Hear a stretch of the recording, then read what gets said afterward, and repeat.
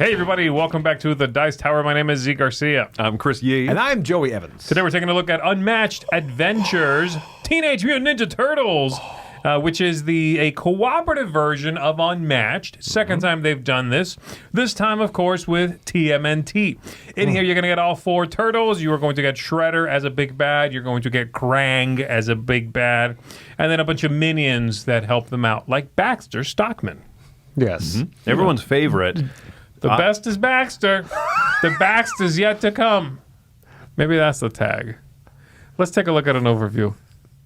Here we've got the game set up and ready to go on the side of the board in which we're going to be facing Shredder. Now, on the other side of the board, you would face against Krang, but we're going to leave that one alone for now. So here we've got the game set up for 3 players. We've got player 1 is going to be Leonardo, player 2, Raphael, player 3 is going to be Mikey, and then we've got Shredder, like I said, and you pick one of these minions per player randomly, or you get to pick them, and we've got 3 because there are 3 players. Bebop and Rocksteady, which that counts as 1, Wingnut, and then Baxter Stockman there.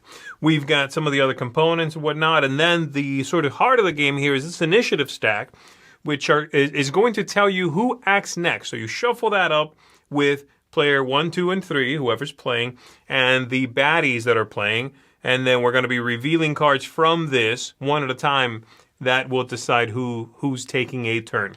What are we trying to do? Well, we're trying to take down Shredder, who has, for 3 players, 28 life. We do not have to defeat the minions here, but it would be helpful to do so because they are going to be bothering us. So we are ready to go. The way he is going to win, by the way, is by having these burrows fall under his control. So that is going to happen as this threat track moves up. When it gets to the end here, the next burrow is going to fall. We are going to, if it's right now, it's Staten Island that's being threatened. When that happens, these foot soldiers that are here are going to become entrenched. That means they get flipped over and they can no longer be removed. And now they start to hurt us. Before, they're just there. Now, if we move over them, we start taking hits. So that's one thing we're trying to do. Slow down that track, keep these places from falling under his control. So we begin by flipping over a card from the initiative track, and it tells you who goes next. It happens to be player 1 in this case. That's Leonardo here, who has a normal hand of cards. As you do at the beginning of the game, you shuffle your deck, you have your hand of cards.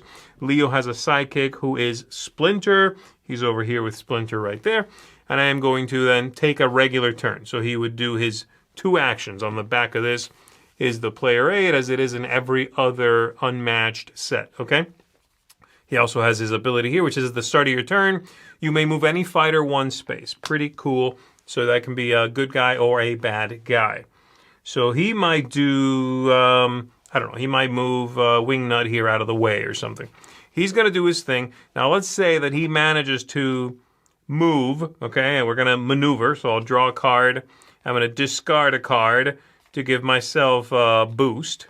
So I can move a little bit farther. And I'm going to go 1, 2, 3, 4. Okay, and the reason I went weirdly like that, 1, 2, 3, 4, is because for one of the 2 characters that's moving for you, because I could also move Splinter, of course, you could go 1, 2, 3, let's say, you can remove the foot soldiers that are not entrenched. So I went over this one and this one, so I can remove these 2. And you want to keep these clear, because a lot of Shredder's cards are going to mess with you based on that.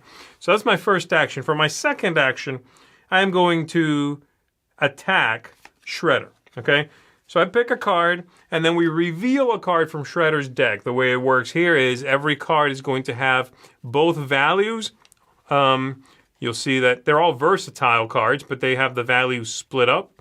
And so based on what you flip, that's what you're going to be dealing with. That happens when they attack you or when you attack them. Now, every deck also has one of these deception cards, which is wonderful because it's a 0 for both, and this is the thing that shuffles their deck. This ability cannot be canceled because the game would break. So I happen to get it, actually. So I'm attacking him for 4, and he defended for 0. So I'm going to put some hurting on him. I'm going to hit him for 4 there. This just says to shuffle. Once this is all done, I will drop him by 4 from 28 to 24. And then this card has an after combat. Move both fighters into combat up to one space. You may discard one card to gain an action. I could do that. I could not do that. Whatever. With that done, we're going to flip another one. And now it's Baxter Stockman. Okay, and it says here across the top, he takes a turn. You'll notice that a lot of the cards have a split between something they do now and then something they do at the end of the round. The doing something right now means taking a turn, moving 3, and attacking. So every character, every one of the bad guys is going to try to move up to 3 spaces to get next to someone, the closest person. If they're already next to someone, which he's next to Leo now, he's going to attack. If he wasn't, he would move up to 3 to be close to someone. If he couldn't get next to anyone, moving the entire 3 spaces, he will not move at all, and instead just push that threat track 1 click a little bit. So he's attacking Leo now. Leo is going to choose to not defend because he can't. That's a splinter card. And then Baxter Stockman attacks. So we flip this over. It says he attacks for 2. Fine. Leo takes 2 hits.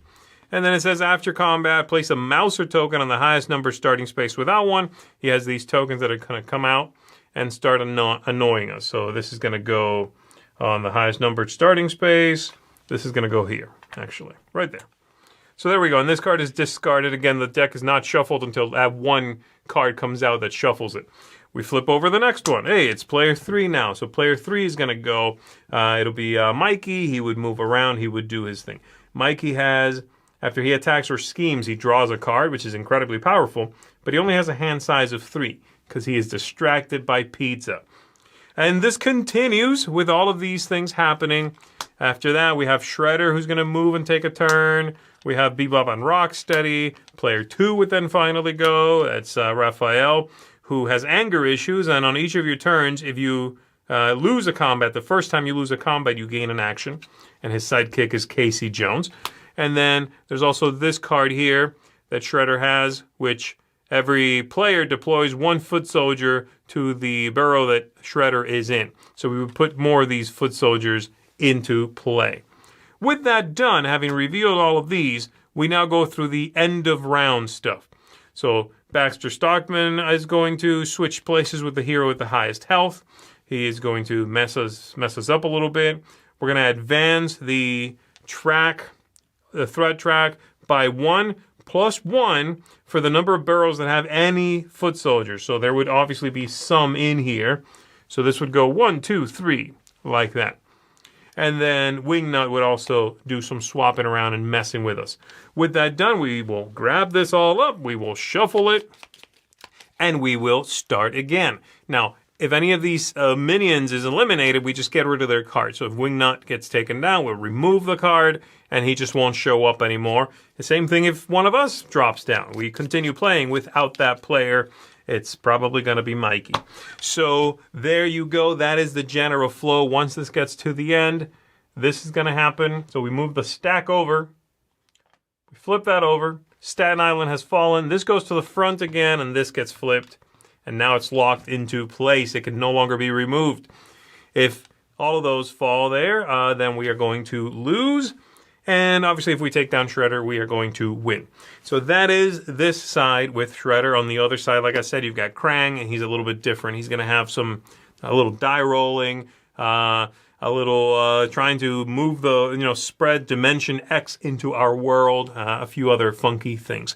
But that's going to be a little bit of a brush of what's going on in here, just to give you a sample, a little pepperoni taste. Let's go ahead and go back up top. So the first time they did this with Unmatched, I was floored. I was blown away, flabbergasted, and Baxtered. It was amazing. And I think part of it, to be fair, I think was because I was not expecting it to be that good. I agree. That amazing. This idea of 100%. Oh, they took Unmatched and did a cooperative version. All right, I'm sure that'll be cool. Other games have kind of done that. Magic the Gathering had some, all versus like the game thing, and some games have done that. But no, it was amazing. It was incredibly well done, and then you get the mix and match on top of that, and the stuff that came in that set was really good. So good. And so this is going to lose that shock factor. We know they can do this. We know it's good, right? Yeah, exactly. All of us loved the original one. Yeah. So what do you do to repeat that? When they announced Ninja Turtles. I Yeah. was like, oh, that might do it. That's possibly one of those things. This is a very, very cohesive box. But Turtles have let me down. How? I mean, no, as far as like IPs, I'm like, okay, I'm excited. I hope it lives up to that. Yeah. I thought you meant You know- real turtles let you down. No, what? In real life. Yeah, not ninja ones though. They never let me down. Okay.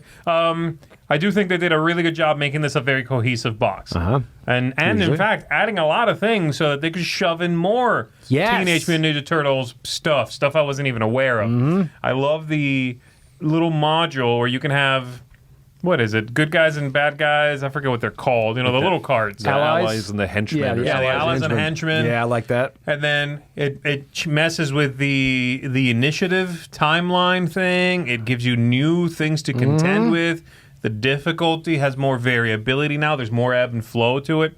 Yeah. The whole thing really feels incredibly cohesive to the point that Yes. if somebody came up to me and said, I want to buy one Unmatched thing. I only want one. I'm like, maybe this is a good one if you like the Turtles because I it agree. it feels so self-contained, so good Right. to just kind of you have it all in one box. You're done. Do you love mixing stuff? Then yeah, you can still do that, and I've done that. Right, I threw in characters from like Marvel into this, which was actually a pretty good fit. Yeah, that does fit. You know, because it's like New York, right? Like Oh, you right. especially Like the in Daredevil Daredevil sets. and Yep. stuff. You can be like, oh, they know each other from New York for sure. The Japanese set, the Oda Nobunaga, would fit Yeah. in here That's thematically. true. Right, Yep. right. Yeah. So it's going to be a little weirder to throw like Nikola Tesla, but also you still can. Who cares? You can do that. 100% going to do it. But Right. also, it's exactly. pretty impressive to me that this is actually the first 6-character box, right? Unless that's in a Kickstarter guess that's exclusive upgrade. true.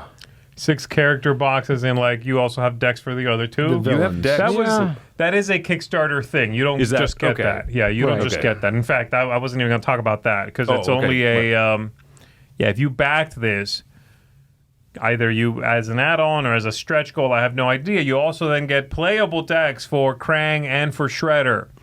That's not. I did not show you that. That is not coming in this box if you're buying it now. Okay. But yes, you're right. If you did back it, then you get that stuff too. Okay. What did you guys think of the two baddies, the two sides of the board, the two bad guys? Oh, I liked it a lot. I mean, I obviously went to Shredder first because Shredder is kind of the more straightforward one of the two. Yeah, and I like the movement on there. I like the fact that, you know, he drops those henchmen. You just have to keep an eye on those because you can lose control really quickly with that line if you have more henchmen out. It's just kind of cannon fodder. I really liked it. I liked them both. I think they both were different enough. They're pretty different, You know? yeah. And I like that they Yes. become entrenched. The foot kind of become entrenched, and Right. then just traversing over them hurts you. Yep. Very simple, easy to deal with. But then also moving over them, you can clear them. Again, very easy, very simple to Just clog understand. up the board. Yeah. Yeah. The other side is the more wackadoodle side. Right. Yeah, Krang, which is fantastic, fitting for his character. Right, the whole right. Dimension X, the board slowly morphs to Yep. be this like just nastier and nastier place. Right. I really like that both of these villains feel different, not just from each other, but also from the previous two, because I have the other Unmatched adventures at home. This is what I've wanted. I've wanted, you know, 2 new scenarios to round out that whole experience. I think Dimension X, the Krang side, feels way more different. You know, Shredder's, could you argue it's similar to the aliens? Maybe. Shredder is less I sort of guess. whiz bang. I agree, which is okay. I think it's not a bad idea to have one of the two scenarios in here be, I don't want to say by the numbers, that sounds reductive, but be like fairly easy to digest. Right. Yeah. You can kind of get into it, not a lot of weird wackadoodle stuff. The Krang, he's rolling that die. He's doing bizarre stuff. The technodrome thing is like just crazy stuff. He is fun, though. Yes. He is like maniacal laugh fun. He matches what I who mean? you remember in the cartoon. Yes. Exactly. I think so. Yeah, I think this is an incredibly well finalized and well put together package. And if you have to check a few boxes that apply to you to see if this is for you, but if you like TMNT, if you don't, this would be a hard climb. I think you kind of have to like the Teenage Mutant Ninja Turtles, or at least not dislike them. I think you'd have to not dislike him, but having just at least a cursory bit of knowledge about him, like, oh, okay, Raphael's angry. His play style is really weird. He's only focused on the here and now. He has 3-card hands. Yeah. That's so different from any other Unmatched character that I've played, at least, right?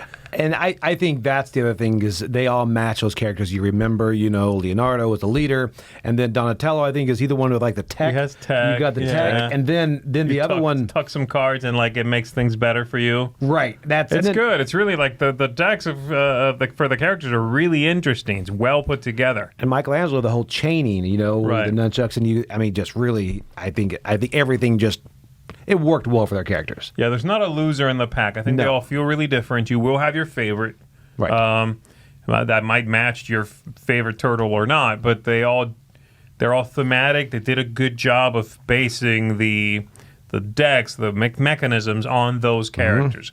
And that's something you always want in a game like this. And mostly melee. I think there's a couple of people that are ranged, I think April O'Neil, things like that. But Casey Jones is ranged. Casey Jones is ranged, yeah. Yeah, but he's got a couple of cards that if he gets in your face, he'll really hurt you. Oh, which is pretty good. Yes. Yeah.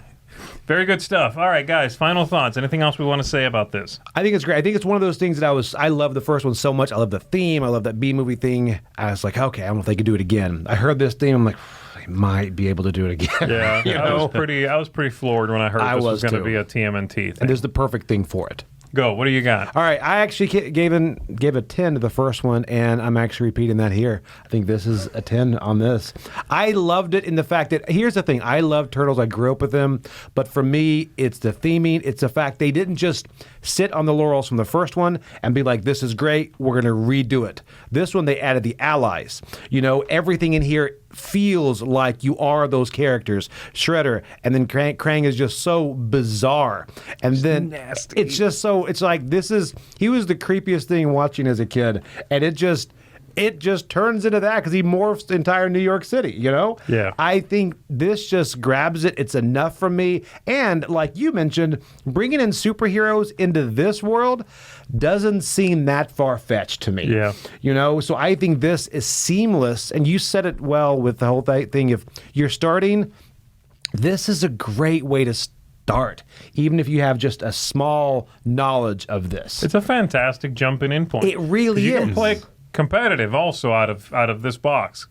If you want to know what Unmatched is about because you don't know and you've never played any of it and you like the Turtles, you got two distinct games in this box. Huge. Developed separately, both tremendously well done. Yeah, I agree. I love it.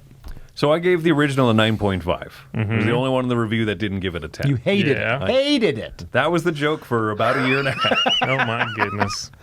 Well, we can lay those fears to rest. I think this is a stronger box than the first one even. This is a 10 out of 10 for me.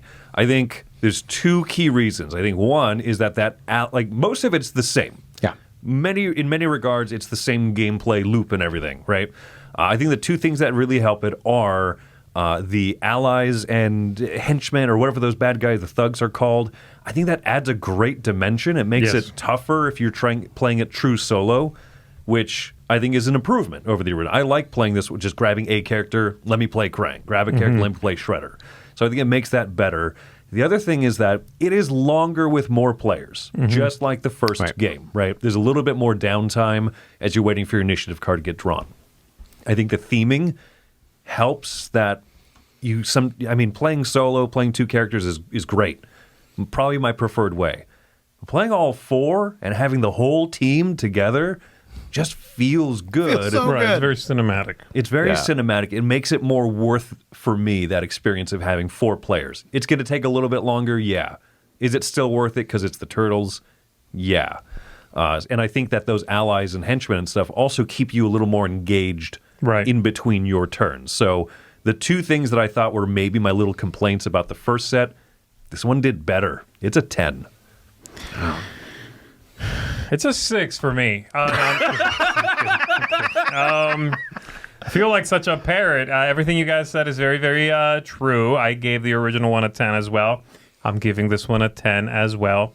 And I'm going to focus on two things that we've kind of alluded to, but I'm going to focus on that because you said a lot of fantastic things. And again, the only thing I would say is I would The only way I would discourage you from only getting this box and only getting this box is if you like the idea, the bizarreness of it's Muhammad Ali fighting Nikola Tesla. You're not getting that here, right? This is themed to the Teenage Mutant Ninja Turtles. Everything in here is thematically linked. But that would be it. That would be my only thing I would say. Well, you're not going to get that sort of time-hopping bizarreness in this box alone.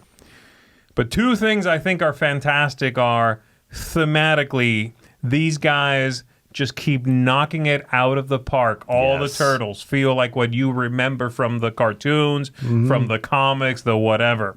The bad guys have personality. They have that same idea of that they feel thematic. They manage to take a deck of 30 cards and inject in there, for all four of these guys and the bad guys, what they're about. Right. You feel like you are, again, watching Saturday morning cartoons or watching a movie or whatever. And the flip side of that, they still haven't gotten lost in complexity. No one in here is hard to figure out. Right. You will play these characters once, and after playing once, you will know what they're about. Got it. You're like, okay, cool. I love Donnie's play style. Or, I love that Leo gets to move somebody like a leader at the beginning of his turn. He really feels like the commander. Those things, you will interpret and internalize those things, and they just feel good. So, yes, absolutely. It's a slam dunk. They did it again. Just keep these things coming because you're doing it well. 10 out of 10 across the board here. That is a seal of excellence from just about everybody.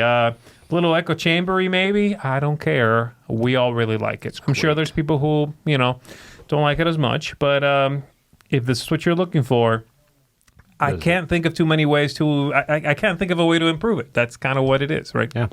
So there you go, folks. Teenage Mutant Ninja Turtles Unmatched Adventures.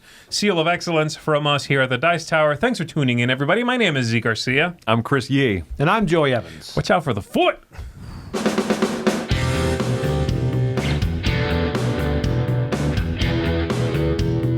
Hey, thanks for watching another video here on the Dice Tower.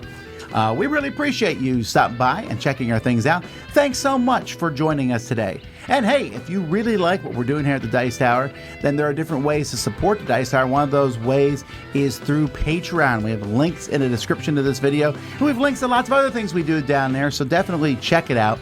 But either way, we're glad you watched us. Tell your friends about the Dice Tower. Until next time, though, I'm Tom Vassell, and I hope you enjoyed this video.